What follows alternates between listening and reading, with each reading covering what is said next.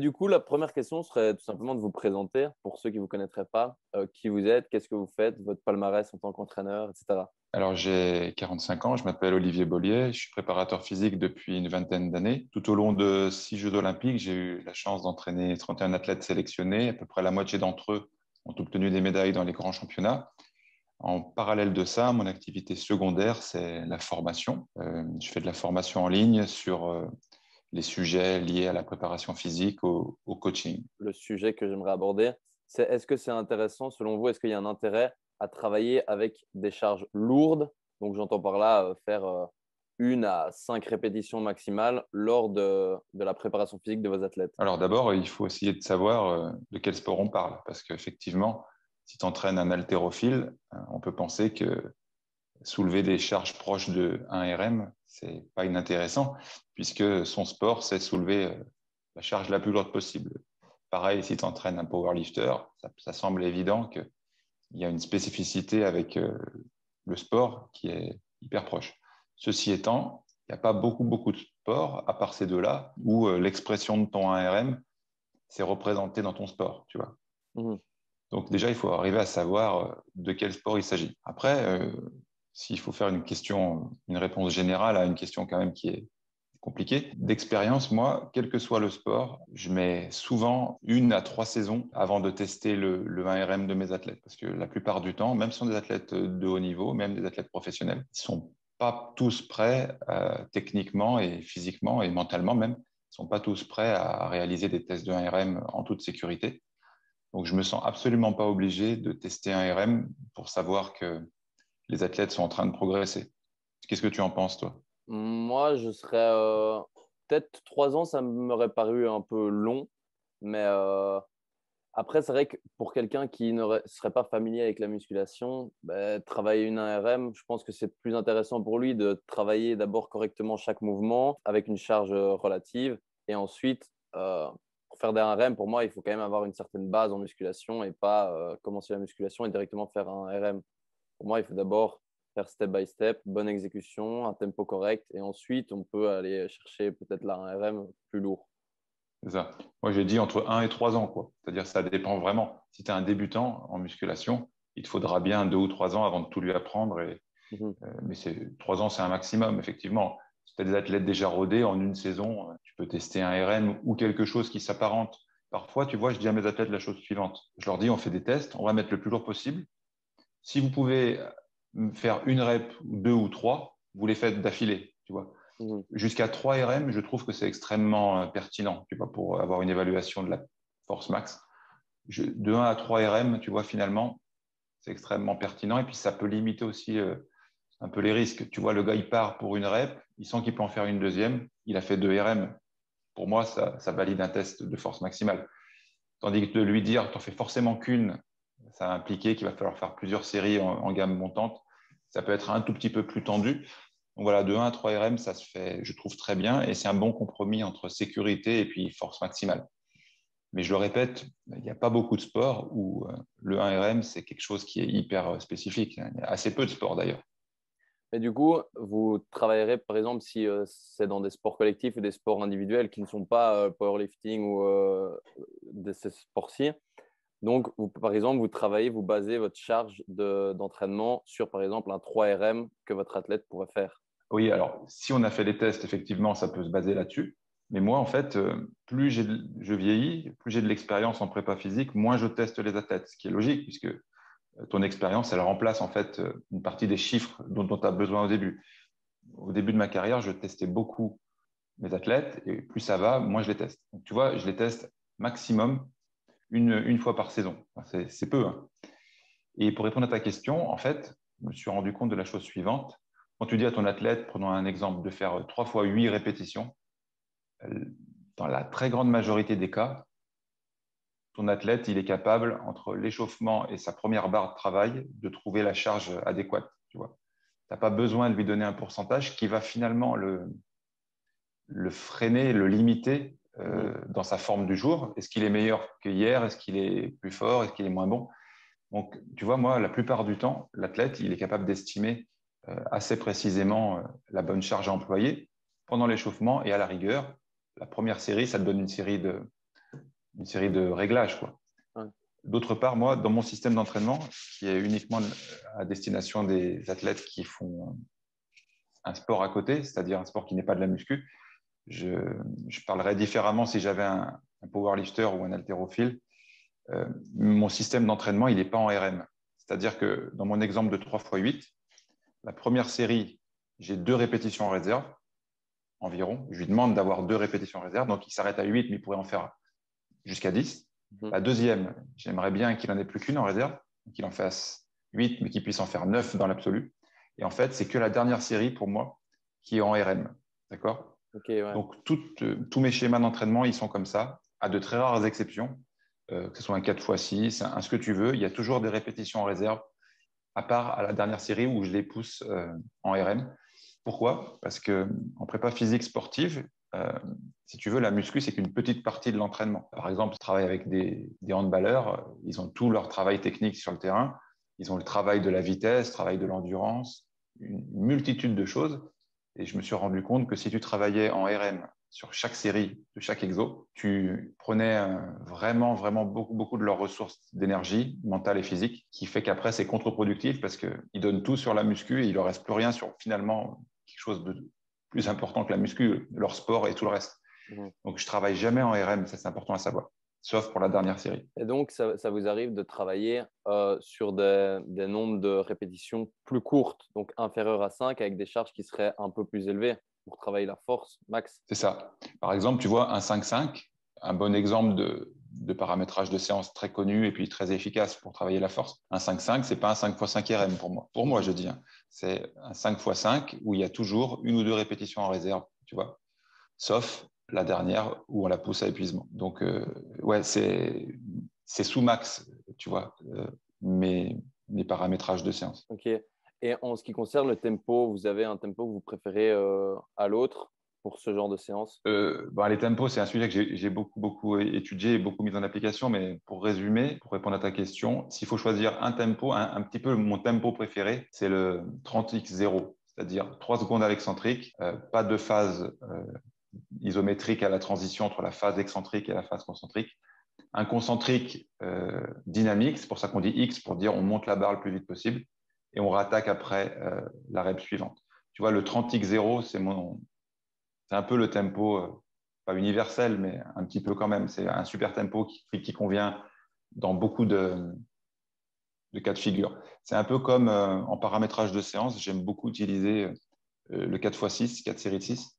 C'est un paramétrage, je trouve, qui est hyper puissant parce qu'il est hybride entre la force et l'hypertrophie, avec quand même une forte contrainte de force pour des athlètes, qui fait que c'est un paramétrage universel. Là encore, universel, ça ne veut rien dire, mais tu vois, s'il faut simplifier à outrance, je trouve que c'est un super paramétrage pour des sportifs en prépa physique, je le répète. Hein. Pas pour des crossfitters, pas pour des power, pas pour des haltéros. C'est important à repréciser. En parlant de l'excentrique, je sais qu'il y a certaines personnes qui donnent par exemple l'entraînement avec plus que le 1RM en travaillant juste l'excentrique.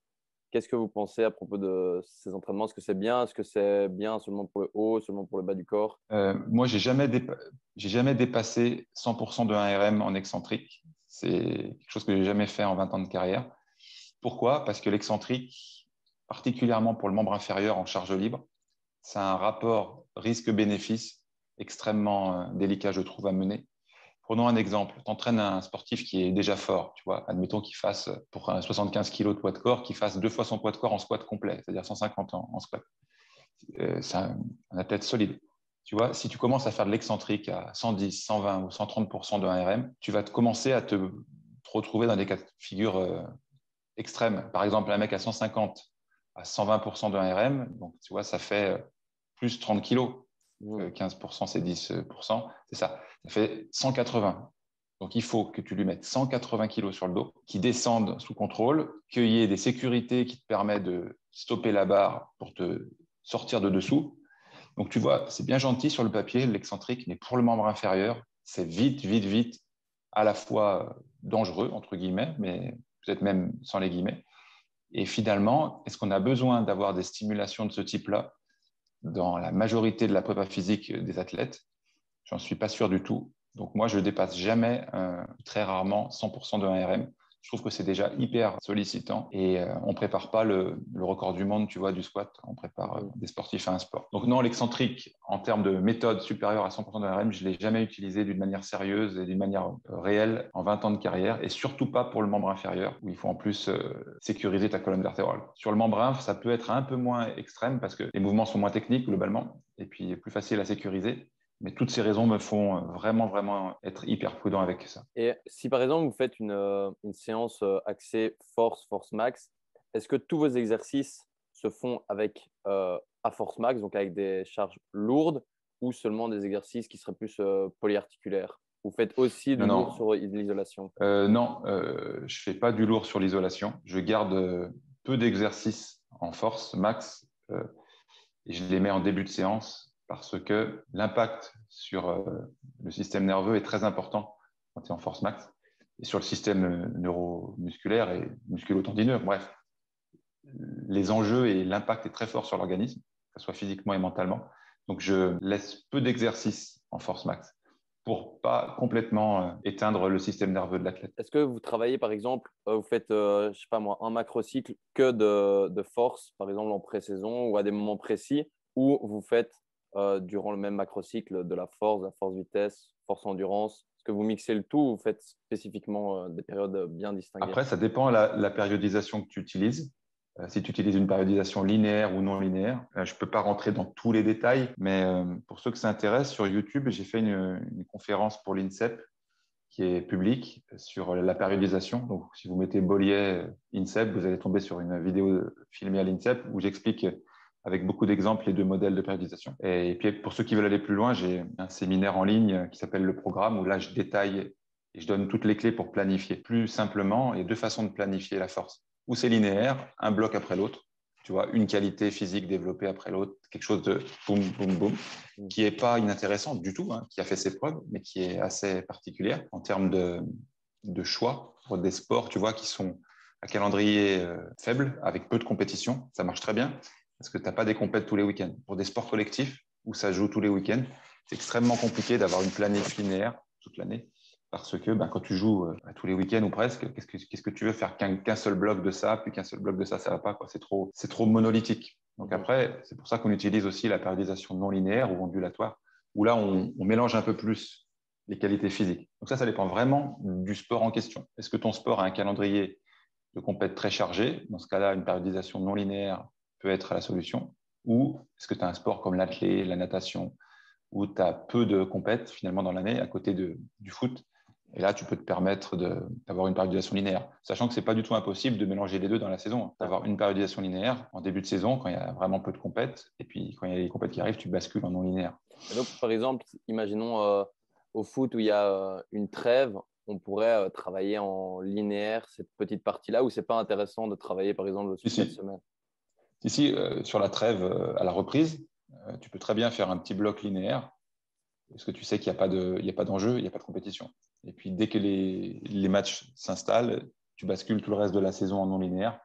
Et puis, dès que tu as une autre période longue sans compète, tu vois, peut-être à la trêve hivernale, tu peux replacer un cycle de linéaire. Mais là encore, ça dépend beaucoup du calendrier et de la division dans laquelle tu joues. C'est difficile de faire une réponse universelle, mais c'est Ouais. possible. Du coup, pour vous, l'entraînement en force ou force max, il est intéressant pour tous les sports. Donc, que ce soit sport co, sport individuel. Ce que je disais en introduction, il est intéressant, oui et non, parce que il est peu représenté dans le sport en lui-même. Donc moi, je me rends compte de la chose suivante, c'est que ça peut avoir sa place, mais en tout cas, la force maximale, c'est-à-dire 5 répétitions et moins, c'est quelque chose que j'utilise assez peu dans l'année parce que tu obtiens d'excellents gains de force chez les sportifs en restant sur des fourchettes de répétitions, par exemple entre 6 et 8 répétitions. Tu obtiens aussi des très bons gains de force maximum si tu n'es pas à des niveaux de force énormes, ce qui est le cas de la majorité des sportifs qui nous écoutent ou de leurs préparateurs physiques. Leurs athlètes sont loin de faire, par exemple, 2 fois le poids de corps en squat complet. Quoi. La très grande majorité, ce n'est pas le cas. Donc finalement, la force max, je l'utilise assez peu parce que tu obtiens des gains de force importants en étant dans des fourchettes de répétition plus haut. Tu vois, typiquement 6 à 8, tu obtiens quelque chose d'hybride entre la force max et l'hypertrophie qui suffit dans la très grande majorité des cas. Donc, on peut faire des cycles de force max, mais je pense qu'il faut leur laisser une place vraiment limitée dans la saison. Ouais, donc favoriser 6-8 et même pas spécialement aller au-dessus pour justement garder de la force et pas basculer que sur de l'hypertrophie, qui serait pas très intéressant Ouais, pour. 6-8, c'est vraiment quelque chose qui est une fourchette de répétition hyper utile, tu vois. Ceci étant, tu peux pas rester toute l'année non plus dans 6-8 répétitions, quoi, parce que Ouais, c'est comme tout, si tu restes toute l'année dans 3 fourchettes de reps et pas plus, ça va être alors ça diffère. psychologiquement Mm. dur à gérer, parce que après, il y a la lassitude qui s'installe. Donc, rien ne t'empêche d'aller en dessus et en dessous, mais en dessous, c'est-à-dire plus lourd, il faut juste être hyper prudent et puis y aller par tâtonnement, quoi. Si tu veux aller en dessous de 6 reps, là, tu vois, rester entre 3 et 5 reps, là, pour le coup, ça va suffire à 99% des athlètes, quoi. Descendre à 1, 2 reps, c'est le Spécifique, ratio ouais. risque-bénéfice, c'est comme pour l'excentrique, tu vois. C'est hyper, à mon avis, ça ne se tente pas, quoi. Donc, je résume, tu vois, la force max, il faut lui laisser une place limitée en prépa physique sportive, tant que ce n'est pas un sport de force max. Et si tu veux y aller, rester à 4-5 reps, Mhm. 3 à la rigueur, mais c'est hyper suffisant, quoi. Entre 3 et 5 reps, mais tu vas avoir des super gains.